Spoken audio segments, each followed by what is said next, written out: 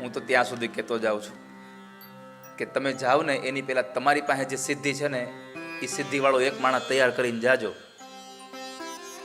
કારણ અમુક આવડત તમે સંસારમાં કોઈકને આપીને જશો ને તો તમારા ગયા પછી પણ તમારી આવડત દ્વારા તમે આ સંસારમાં જીવતા રહેશો. તમે કોઈને આપીને નહીં જાઓ તો તમે હારે તમારી આવડતે મરી જશે. આ વ્યાસપીઠથી અમે કથા કરીએ, હવે અમે કોઈને કથા ન શીખડાવીએ તો પછી અમારી પાછળ કોણ? અમારી પાછળ કોણ? વક્તાને એક એક વક્તા તૈયાર કરીને જવો જોઈએ. જેમ બાપુજી દીકરાને કેમ ધંધામાં તૈયાર કરે, હાલ બેસી જા સાથે, એમ વક્તાઓએ એક એક વક્તાઓને તૈયાર કરીને જવા જોઈએ. અને જો તમે તમારી વિદ્યા કોઈને શીખડાવી છે ને તો તમે જ્યારે કંઈક એવા જગ્યાએ હશો ને ત્યારે કામમાં આવશે.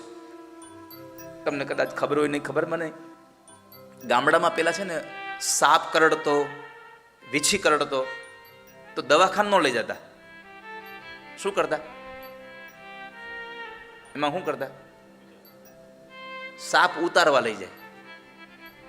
વીછી ડંખ દીધો હોય તો ગામડામાં એકાદા બાપા હોય એની પાસે લઈ જાય. બાપા પછી ચૂલાની અથવા તો ઓલી અગરબત્તીની ઓલી ભભૂતિ લઈને આમ આમ કરે, વોટ ફફડાવે. હું બોલે આપણને ખબર ન હોય, બરાબર. અને પાછા સૌથી અગત્યની વાત એ છે કે જે બાપા વીછી ઉતારે ને એ કોઈને શીખડાવે નહીં વીછી ઉતારવાનું. કોઈને એને વીછી ઉતારવાનું શીખડાવેલું નહીં. એમાં એક દી બાપાને ટટકાયું, બાપાને જ વીછી કરડી ગયો. એની જાતે વીછી ઉતારી ન હોગે? ડોક્ટર પોતાની જાતે પોતાના અંગોનું ઓપરેશન કરી શકે નહીં. બાપાને એટલી વેદના થઈ, અંતે વેદનામાં વેદનામાં રહ્યા ગયા. પણ જો એને કોકને શીખડાવ્યું હોત તો. મારે તમને આ એક નાની વિવાદ સાથે કહેવું છે કે તમારી પાસે રહેલી કોઈ પણ પ્રકારની વિશેષ જે પરમાત્માએ તમને કઈ કૃપા કરી છે એ તમારી કૃપાને કોઈને દઈને જાજો, ભેગી લઈને જતા નહીં.